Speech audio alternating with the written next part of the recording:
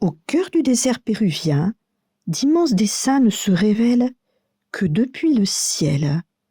Pourquoi une civilisation ancienne aurait-elle créé quelque chose qu'elle ne pouvait pas voir?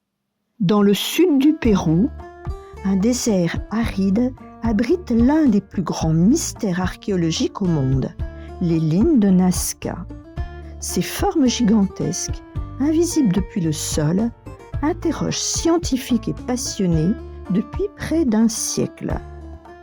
Situées sur un plateau désertique couvrant plus de 500 km², les lignes se présentent comme de longs sillons tracés dans la roche.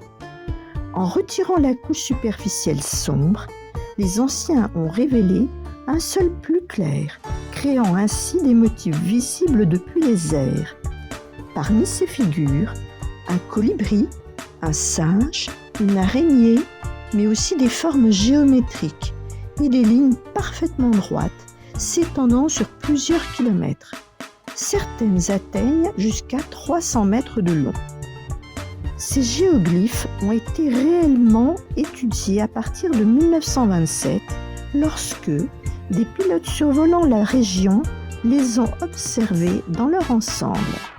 Plus tard, la mathématicienne allemande Maria Reich consacrera sa vie à leur étude et à leur préservation.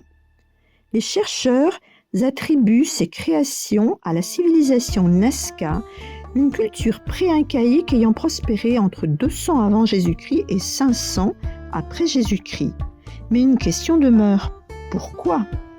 Certaines théories suggèrent un immense calendrier astronomique aligné avec le Soleil, la Lune et les étoiles. D'autres évoquent des rituels religieux destinés à invoquer les dieux pour obtenir de l'eau dans cette région extrêmement sèche. Et puis, il y a les hypothèses plus controversées. Certains y voient des pistes d'atterrissage pour des visiteurs venus d'ailleurs. Une idée fascinante, mais largement rejetée par la communauté scientifique. Aujourd'hui, le site est protégé et classé au patrimoine mondial de l'UNESCO. Le tourisme y est strictement encadré pour préserver ces lignes fragiles du passé. Les lignes de Nazca restent une énigme suspendue entre ciel et terre. Chef-d'œuvre d'ingéniosité humaine ou message destiné aux dieux? Peut-être que leur véritable signification s'est perdue dans le sable du temps.